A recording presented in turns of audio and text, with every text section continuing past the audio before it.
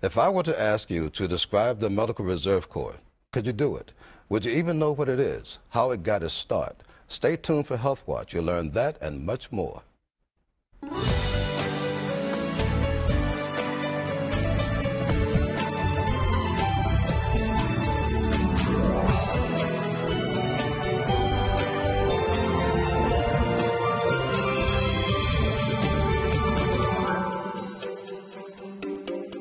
Hello, I'm Terrence Affer Anderson, and this is Health Watch. NACHO, the National Association of County and City Health Officials, records the following comments made by an official at the U.S. Department of Health and Human Services shortly after the events of September the 11th, 2001, 9/11. The human response to the tragedy made you feel like somehow good was going to come out of this. Whoever had attacked the towers had failed, if their purpose was to terrorize us. What it did was galvanize us. When the Twin Towers fell in New York and the city's magnificent skyline was changed forever, a host of physicians and a vast array of other professionals and concerned Americans volunteered their services for hours, for days, for weeks. There is something quite remarkable about seeing the American spirit coalesce as a unified force, a union in the face of adversity. And following 9/11, the spirit of volunteerism became the heartbeat, the pulse of the nation. And today on Health Watch, we're going to take a look at a most noteworthy example of that magnificent spirit of volunteerism, the Medical Reserve Corps. My guests today are Linda Bosch, the coordinator of the Norfolk Medical Reserve Corps, and two of her very dedicated volunteers, Tavia Petway and Sean Hess. Welcome to Health Watch, ladies. Thank you. Delighted to have you here. I'd like to start off with some personal insight about volunteerism and why you do it, and particularly with the Medical Reserve Corps. And I'd like to begin with you, Linda. You were in charge of a Medical Reserve Corps unit in Wisconsin. Mm-hmm. What was it about the Norfolk Medical Reserve Corps that brought you here?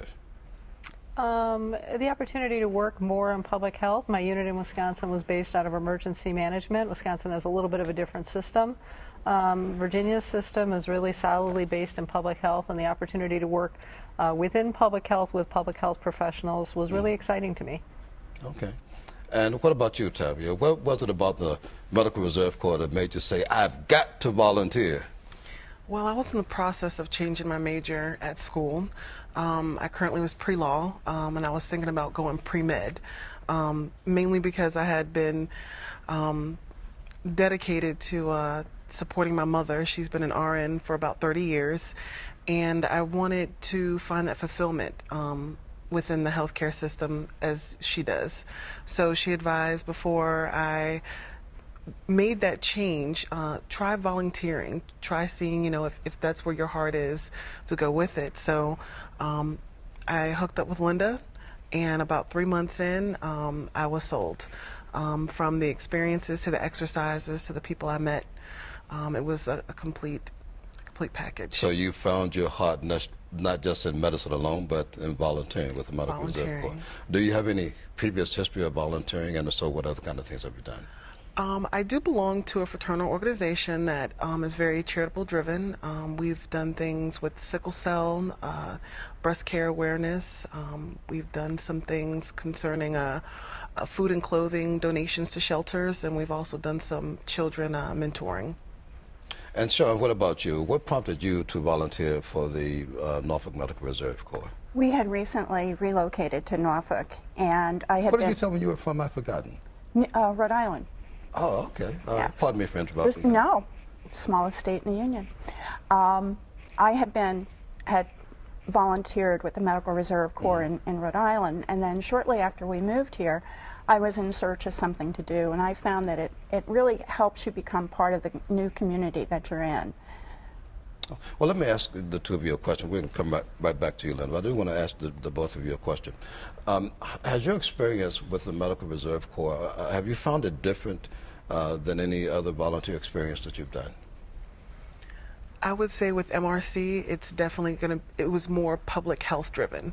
Mm-hmm. The volunteering that I've done with the fraternal organization I belong to hadn't even touched the surface yet compared to what MRC was out there doing for the community. And yourself, Sean, did you notice any difference at all? Well, I think I was at the end of my career anyway, which put me most in administration. And this allowed me to get back to why I became a nurse and actually interact with people on a regular basis, which is really what I became a nurse to do. But it also allowed me to meet people in my community and to be of service. Okay. Linda, I kind of alluded to this earlier in terms of the origins of the Medical Reserve Corps. Can you elaborate on that a little bit? Well, the Medical Reserve Corps was founded after 9/11. It was actually founded by a group of physicians in New York who could see that there was sort of a volunteer crisis going on the ground. Lots of people saw those images on TV, and lots of people came to New York to help. And it's really, really challenging to manage volunteers, to utilize volunteers if you don't know who they are and what their skill sets are. Within the MRC, that's part of what we do with you as a volunteer is we verify your credentials and we get to know what your skill sets are so that we can appropriately use your skills as needed for routine public health functions and for emergencies and disasters. So since that time, the National MRC has grown from a small group of physicians in New York City to over 900 units across the United States, over 205,000 volunteers. Wow. And right now, the MRC covers about 90% of the country. That's amazing. And you have these two beautiful ladies here that volunteer for you, Tavia and Sean. What else can you tell us about the backgrounds that your volunteers tend to come from? You mentioned physicians and so forth, but there are a lot of lay people as well. We have so many people from all different walks of life in our unit. We have few retirees in our unit, so Sean and the handful of other people that I have are a blessing because you tend to have a little bit more time. Nonetheless, we have lots of students in our unit.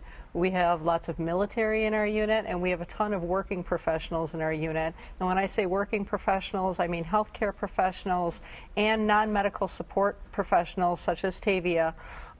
People don't often realize that public health has a lot of functions to it, and it's not all hands-on nursing.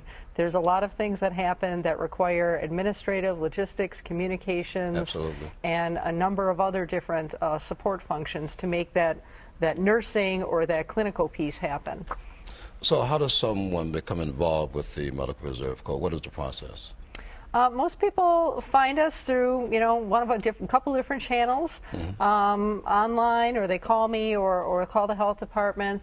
And what I have them do is fill out a volunteer application, and that's done online. It takes about 10 minutes to fill out the application. And what they're actually doing when they're completing that application is creating a volunteer profile, and that becomes a profile that I put their hours into so they have access to that information if they need hours for resumes or what have you. Once they complete that application, it comes to me, and then I set them up for orientation, and they take their orientation, and then from that point, once we get their background check back, they can begin volunteering. There's some training that they need to complete, and we have them work on that training while they're volunteering. But they can get hands-on pretty quickly. I want to ask you about that training in just a moment, but you mentioned the profile. That profile helps you kind of align their background with what might interest them, does it? Yeah, not? the profile asks some questions about volunteer interests. Truthfully, for me personally, I really just like to get to know volunteers. Sure. I know that when I put out certain types of requests, I almost know who's going to sign up for it, just because I know what certain people like to do. Obviously, it's a little more challenging if you're a new volunteer and I haven't gotten to know you well yet, but I will. And so it gives me, the profile itself gives me a general idea of what you like to do, but it helps me to align your skills. I have to do a credential check off of that, so if you're a licensed healthcare professional, I have to check your credentials, Sure. and that helps me to do that as well.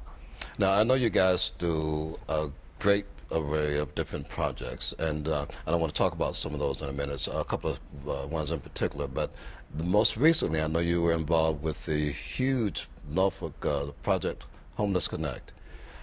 What is Homeless Connect, and how was the Medical Reserve Corps involved? Homeless Connect is actually run through the Norfolk City Office to End Homelessness, and it is a huge service event that provides critical services to the homeless. The Norfolk MRC is in charge of the medical section, so we are there working with other vendors who provide health services. So you ran the entire medical section? Yes. Good. Okay. And then there's other services offered, IDs, haircuts, veterans services, housing, obviously, a number of other things. But we're in charge of the medical section. And so we provide some basic medical screenings. And as I mentioned, there's also other vendors there that are providing other health services as well that we all coordinate together to put out for that event. And I know the both of you worked Homeless Connect. Tavia, what did you do? How did you help out? I was a patient advocate. I pretty much was available to provide any answers to any questions concerning the services that we had there that day. And Sean, how did you help out at Homeless Connect? What did you do? I did the blood pressure screenings, which allowed them to move on to other health care that was available there. I would ask this for all of you. I know from my own experience as a volunteer in the past that frequently when you volunteer, you find it a personally enriching experience. How did that, did you gain any insight, personal insight from your experience working with Homeless Connect? Let's start with you, Sean. I think well, I know personally for myself that day, I too, like many people, had a view of what a homeless person looked like until I came in contact with a 19-year-old girl who wasn't from Virginia but was homeless and here. And we were able to set her up with a few of the services that were available that day. I think I talked with her, because of course I was there for the health department, but I think I may have talked with that woman. Yes. Sean, Tavia, how about you? Anything that you found particularly?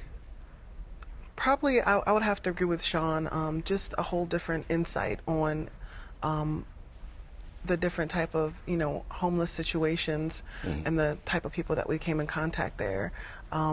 We had a lot of personal conversations. It could have been something as simple as what services we were offering, or where might I get help after the Homeless Connect today if I wanted to, look for help with eye care or vision or anything like that. So okay. Go ahead, Linda. If I may. Sure, absolutely. That is one of the things I really try and let volunteers know.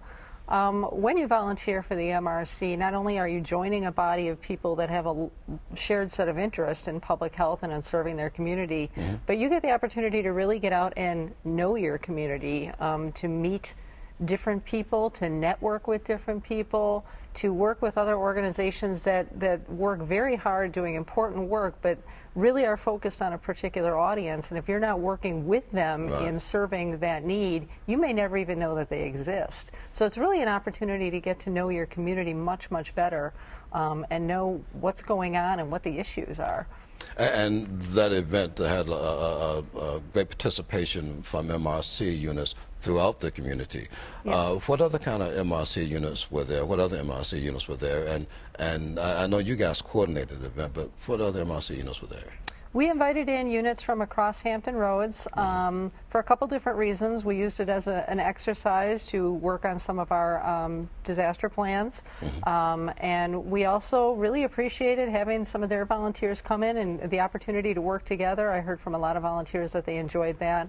And just the extra staffing. It was a big event. So we had our partners from the Virginia Beach MRC, Chesapeake MRC, Western Tidewater, which encompasses Smithfield and Franklin and those parts out there, Portsmouth MRC, and Peninsula MRC. Wow, that's quite a few. Now, the Norfolk MRC helped me with an event. You're a member of the Illuminating Good Health Coalition, and we've done a couple of events now, a couple of annual events, and the MRC has been there on each occasion. How did you get involved with the most recent one was Illuminating Generations of Minority Health? How did you get involved and what did you guys do? We're always looking for opportunities to really go out and serve the community. Public health doesn't just happen all within the public health department. Indeed. There's lots of great agencies out there working on pieces of public health. So we're always looking for ways that we can partner and really get out there and help fill needs. So when I heard of the coalition that was behind that, it was something we definitely wanted to be part of. And it's something I think our volunteers really enjoy too, the opportunity again to serve a different demographic and have it more as, it wasn't entirely an in-house event, but something that was held very, very locally and an opportunity for us to provide different services than we do at Homeless Connect and some of the other community events. Now, we mentioned Project Homeless Connect and the Illuminating Good Health Coalition and those two events. What other kind of projects has the MRC gotten involved in, the Norfolk MRC? We do a lot of things throughout the year. So we do a ton of community health events. We go to a lot of community health fairs, provide screening services at those. We have worked with the Kidney Early Evaluation Program. When they do their scheduled events in town, they usually have 1 to 2 of them a year on kidney disease prevention.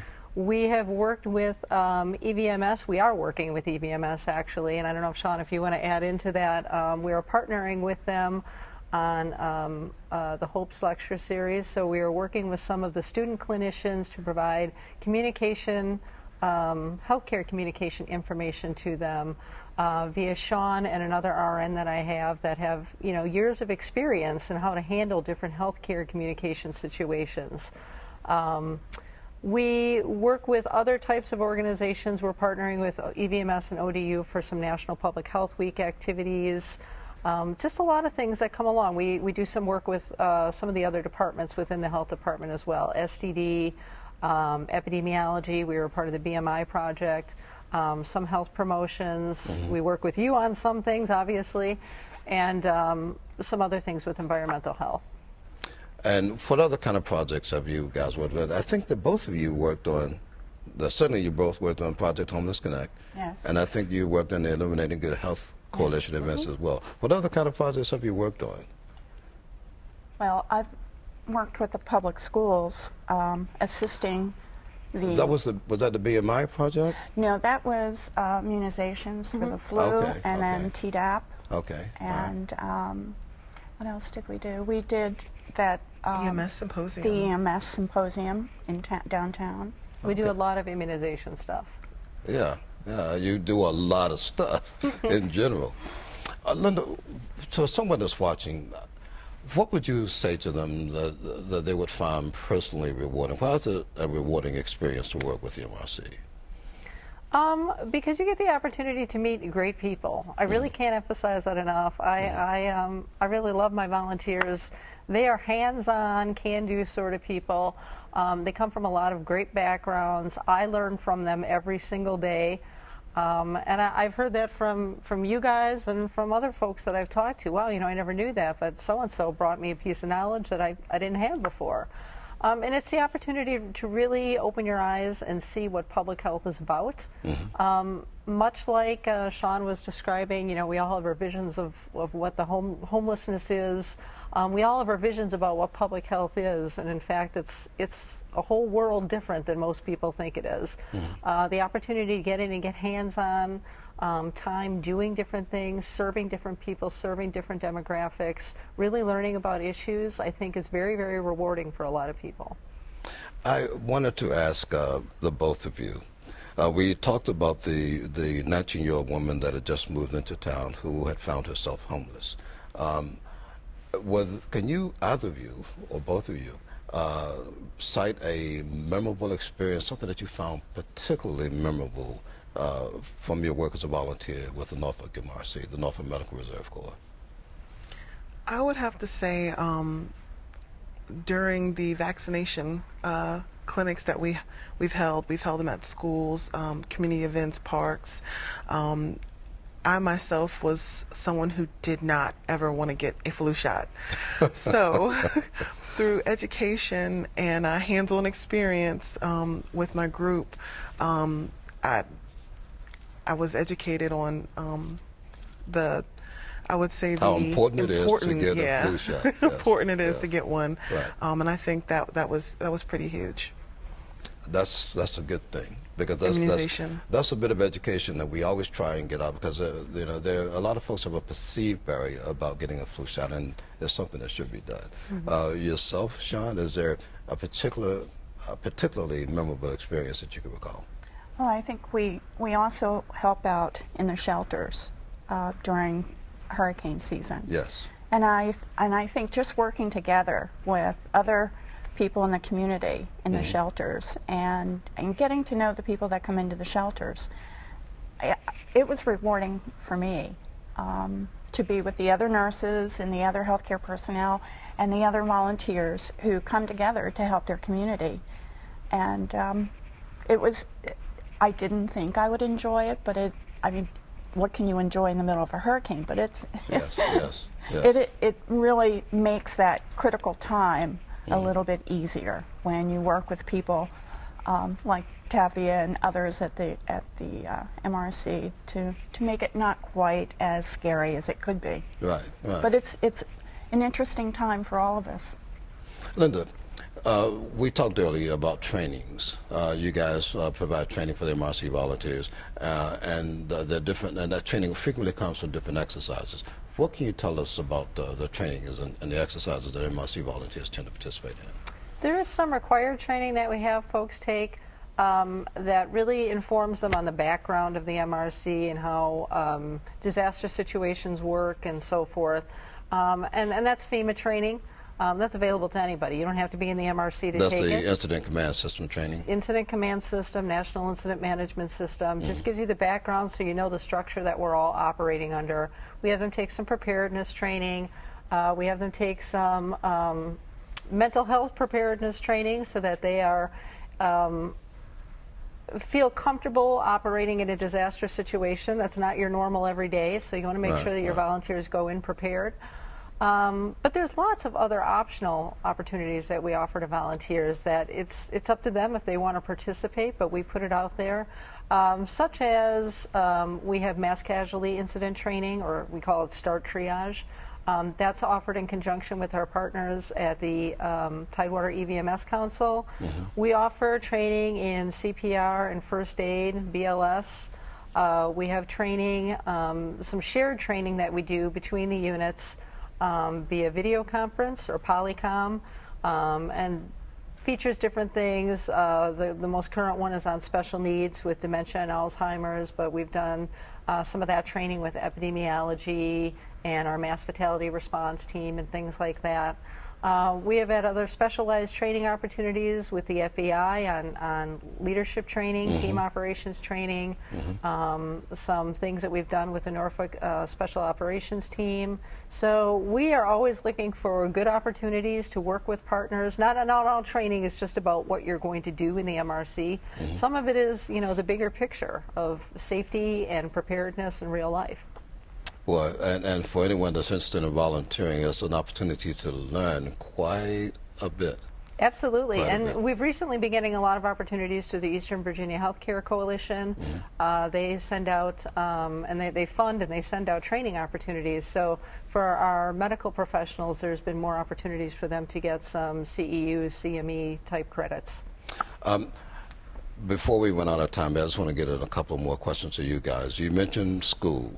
How do you plan to use your experience with the MRC in your future? How will it benefit your future endeavors? Definitely patient contact.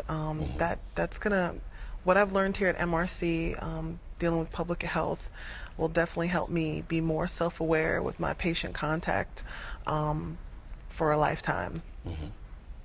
And Sean, what would you say to someone who is considering becoming an MRC volunteer? Well, I think at this stage of my life and others at this stage of their lives, I think you find that it's really, really difficult to find someplace that you feel that you're really being useful. And whether you're medical or non-medical, you can bring whatever you did or what you would like to learn with you to the MRC, whether it's in administration, working in communication, or just simply helping us set up for different operations. I think it's good for all of us to be involved in your community, because you really don't know your community until you see them in all aspects, the good and the bad. So It's been a good learning experience for me as well to get to know Norfolk. Well, I think that's a good pitch for anyone that's watching that wants to become a member of the Norfolk MRC or involved get involved with the Medical Reserve Corps or any unit throughout Hampton Roads. Ladies, I have a surprise for you, particularly for you, Linda. One of the ways that the Medical Reserve Corps helps, the Norfolk Medical Reserve Corps, is, you know, my good friends here at Channel 15 WHRO TV, you volunteer for the fund drives that Channel 15 does. And I know we have a picture. There it is, right up there. And there is yours, Julie, because I work with the Norfolk Medical Reserve Corps. I'm still not quite sure of my exact title, but I do know that I have a prestigious title with the Norfolk Medical Reserve. You are a level 1 volunteer. I'm a level 1 volunteer. Mm-hmm. Most of every other place I'm a level 15 or 30 or something like that. So thank you for supporting what we do here at Channel 15 and of course everything you do with the Norfolk Department of Public Health. For someone, all of those hundreds of people out there that want to sign up now for the Norfolk Medical Reserve Corps, how can they do that? They can contact me. My phone number is 757-683-2760, or they can email me at linda.bots@vdh.virginia.gov. Either one of those ways, I'd be happy to answer any questions they might have or to direct them how they can fill out their application to get started. We'd love to have you join us. Please feel free to contact me. And in 30 seconds or less, I always love it when they say that, 30 seconds or less, the BMI project, I know the Norfolk Medical Reserve Corps played an important role in the BMI project, which was a project that did body mass index assessments in Norfolk Public Schools. About how many volunteers did you have working on that? We had about a dozen volunteers that participated in that. Went out mostly every day. Mm-hmm. Ladies, I want to thank you all so very much in your blue pullovers there for joining us. It's always great to see all of you, and I see you all the time in the office, but it's always great seeing you as well, Ms. Boss. Again, thank you so very much for coming on the Health Watch today and encouraging people to volunteer for the Medical Reserve Corps and especially the Norfolk Medical Reserve Corps. Thank you so very much. Thank you for having us. And of course, we want to thank you for joining us today on this edition of Health Watch. If you have any questions, you can give me a call at 757-683-8836. Again, that's 757-683-8836. You can also see previous editions of Health Watch online at www.norfolk.gov/HealthWatch. For the Norfolk Department of Public Health, I'm Terrence Affer Anderson, and this has been Health Watch.